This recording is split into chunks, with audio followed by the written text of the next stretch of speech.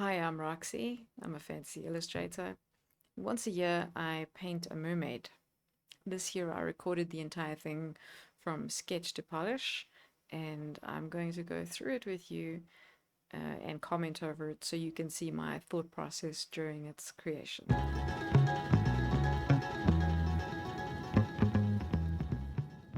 So, before I start any illustration, I look for a bunch of reference, which I throw into a free app called PureRef. I literally just pull things off of Pinterest, stock sites, or my hard drive, and I drag it in here and I rearrange it into what feels logical for me. I'll maybe keep poses to one side, face or hair reference to one side, some fishy stuff over there, and I can zoom into whichever section while I'm working. And I keep this on my second monitor while I paint. But if you're not fancy like me and you only have one monitor, you can set it to stay on top and just position it out of the way. So you can paint away and this is always on top. Super convenient. Funny story though. My husband didn't know that I was about to paint a mermaid, and of course, he has to walk into my office at the exact moment that I have this on my screen. And he just stands there and he's like, uh, and I'm like, I'm gathering reference for a mermaid. He just starts laughing. Like, he obviously knows I only have eyes for him, but it was slightly awkward for a second, I'm not gonna lie. Anyway, once I have my reference, I first start on a low-res thumbnail sketch. If I was doing this for a client, I would probably be doing 2 or 3 sketches and then tweak my favorite one iteratively until I'm happy with it. For example, this was my process on a recent book illustration I did for a client. She gave me the brief of how the monkey should look. So I first came up with the monkey's head, which was going to be the focal point. And then I tried a bunch of poses, many of which you don't even see here because I deleted them and only kept the more promising ones. And then once I was kind of happy with the pose, I just did like minor iterations until I got to the thumbnail that I was happy with. And then I did a quick color thumbnail as well, just to work out colors, obviously. And this was the final illustration, just for interest's sake. So, if you're just starting out, you're thinking, that's a lot of extra effort. But trust me when I say this, it saves you time in the long run. If you're going to fail, then fail early in the process where it's still easy to fix. You don't want to realize halfway through detailing that your pose is stiff or your composition is jank. But in this particular case, because this illustration is just for personal pleasure, I am cutting corners by only doing one layout, and I don't spend, a lot of time on it. Probably could have got a much better result if I had, but it is what it is. So when I have a halfway decent sketch, then what I do is I scale it up to the size canvas I want to work on, and I just drop the opacity, and then on a new layer I trace over it with cleaner line work, and I also add some more details. And my thought process here is she's going to have some tattoos and jewelry. You're thinking tattoos and jewelry on a mermaid? Well, she's my mermaid and I can do whatever I want. So then on a layer beneath that, I start filling everything in with varying shades of gray so that I can plan the lighting. I actually usually don't use gray. I usually opt for a color, like a dark color as the underpaint, because when you paint over gray, sometimes that gray comes through and it just makes the colors look muddy. So I ended up making some extra work for myself having to turn the gray into color. I should have just done the color straight away. But anyway, so once I've got my dark blue underpaint, then I start lightly brushing over the actual local colors. So I choose a bronze for the beach sand and her skin, and blue for the sky and water. and then I slowly start detailing.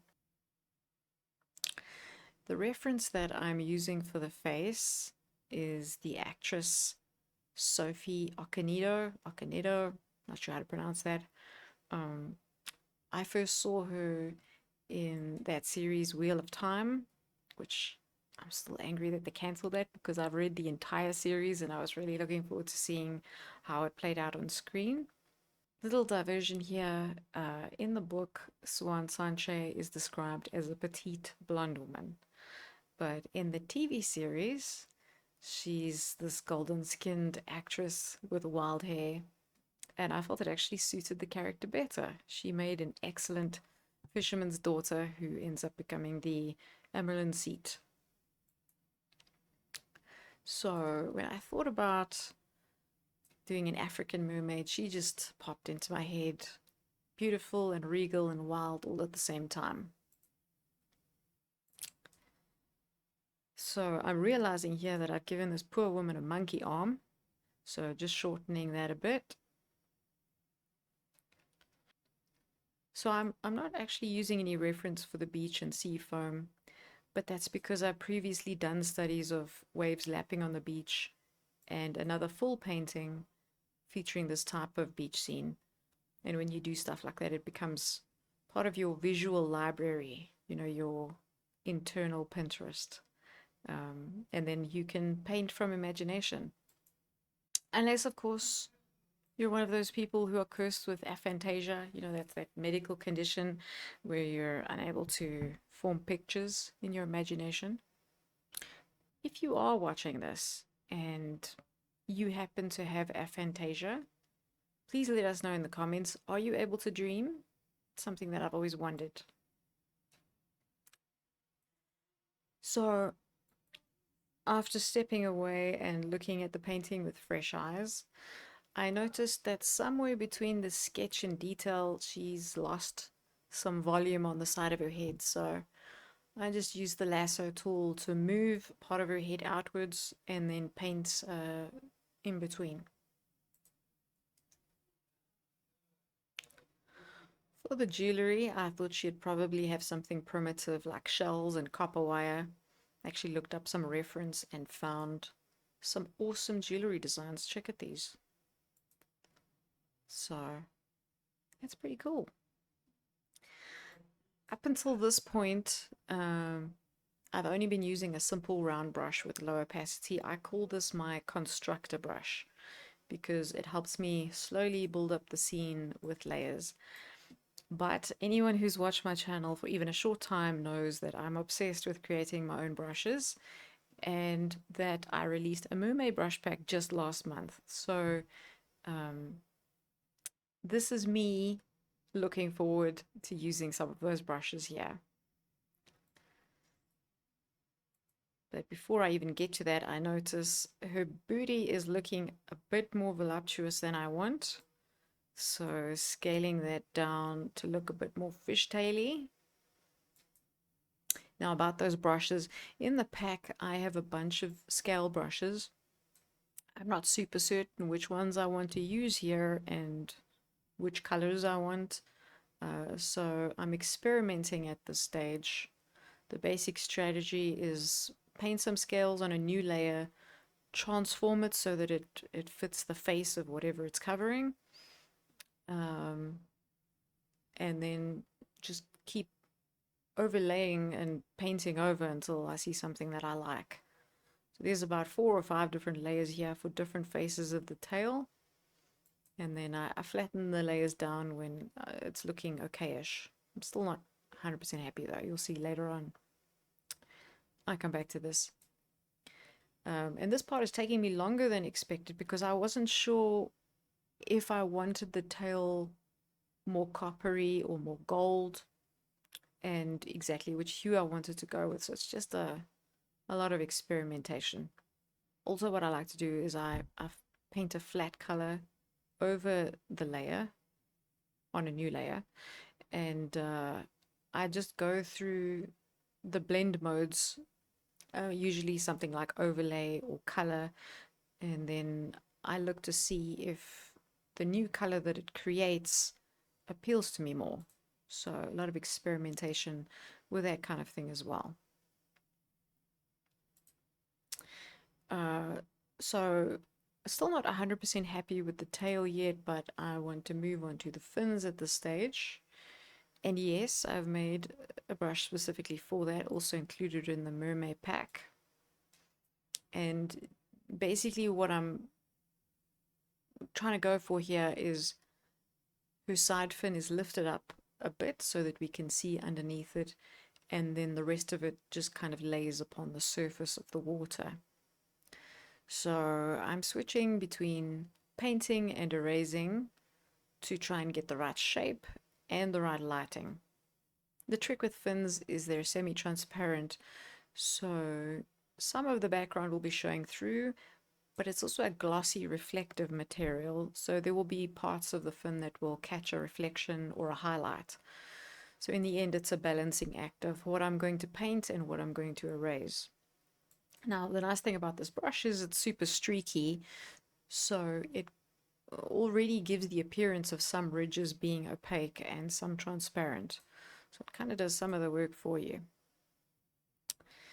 Now I switch to my Afro brush that I created for this exact purpose, also in the Mermaid pack. It's nice for laying down a bunch of tight curls quickly. I start with the dark base, and then after that I'm thinking of the hair in terms of how the light hits it in 3D space. And I'm brushing over a lighter bronze in those areas where I think the sun's hitting. Once I've got the basic fro covered, I switch to my single hair strand brush and I start defining the curls. I can just picture my hairdresser nodding along with that. Yes, define the curls. So again, cutting away with the eraser and building up with the brush, just a combination of that to get the right shapes. Then I'm choosing an even lighter brown for those areas that I feel might actually catch a highlight, basically making the hair look glossier. Then I want to go back to the skin and start properly detailing. I end up removing that curl that was laid over there because it was just interfering with this gorgeous highlight on her shoulder. This is my skin reference, by the way. So I'm looking at how the highlights look and applying the same shapes to my lady. Also, having done many anatomy and portrait studies, I do have a fairly good idea of what parts will catch the brightest highlights and how they'll look, but it's always going to look better if I'm getting inspired with reference. Talking of which, there is a ton of AI slop on Pinterest now, but I did discover that you can go into your settings, which I have done, and turn it off.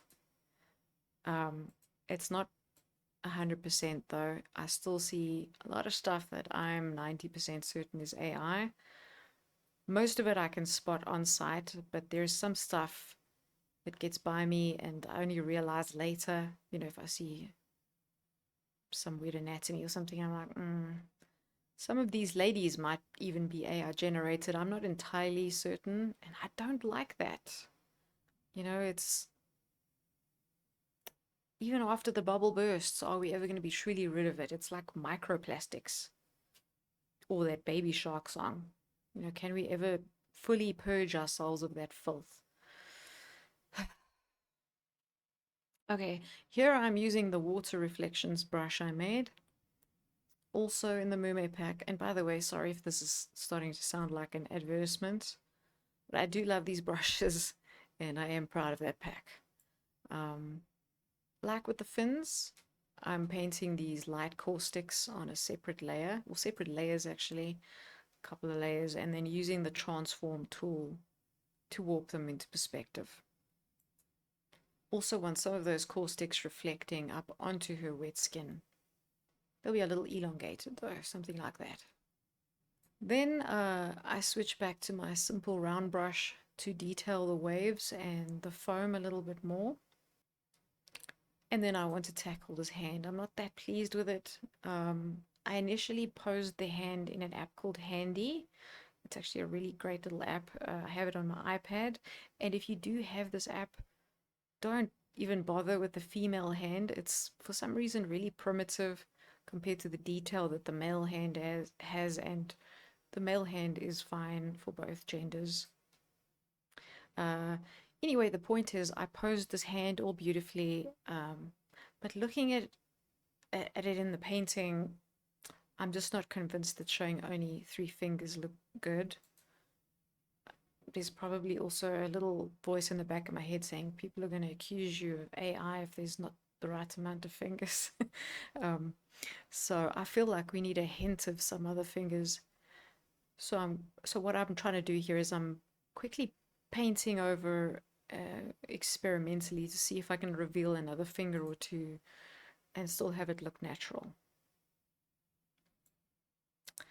Now I'm just flitting around the piece, working a bit on the fins, a bit on the tail, a bit on the tattoos.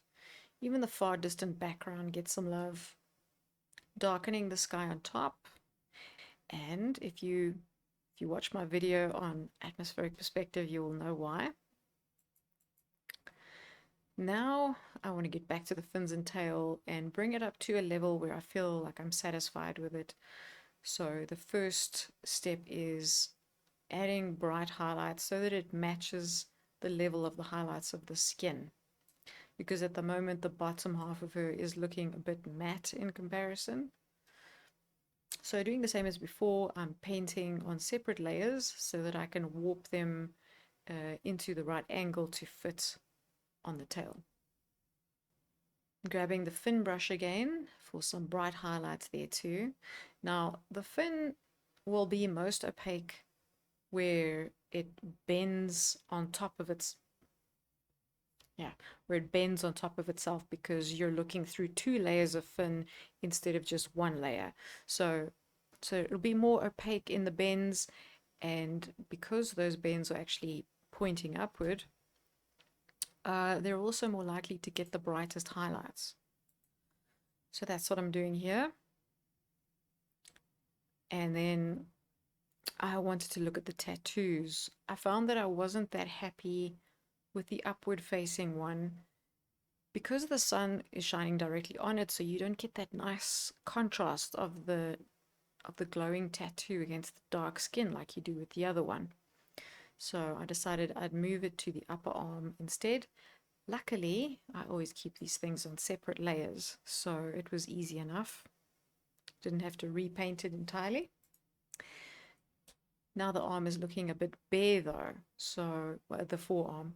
So I thought I'd give her a bangle of some kind. I was initially going to go with a wire design, but then I thought, you know what, pearls would actually be really appropriate for a woman who lives in the sea.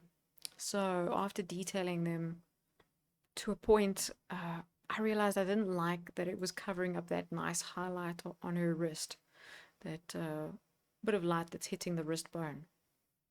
So I scrapped it, and then I decided to go for a completely different design. Also pearls, just one that doesn't cover up the wrist. And then lastly, I just wanted to pretty up the splashes. You know, I didn't see it in the time lapse because it went by so quick, but just to let you know, for the initial spray, I used another custom brush. It's one that's included in my snow brush pack. Over there, it is called Roxy Snowflakes 2. And here we have the final polished up mermaid. I do have a full 6-hour untime-lapsed version available for patrons. There's no commentary in that one because honestly I cannot waffle on for 6 hours. And you know what, I also don't expect anybody to sit and watch me paint for 6 hours, but I thought it might be nice for patrons who want to look at a specific point in the painting to see maybe exactly what brush I used or what I was doing with the layers, and they can see that at the real speed and not sped up. Talking of which, thank you to my patrons. Appreciate you so much. Thank you also for watching. Much obliged. If you leave a like and subscribe. Until the next one, God bless.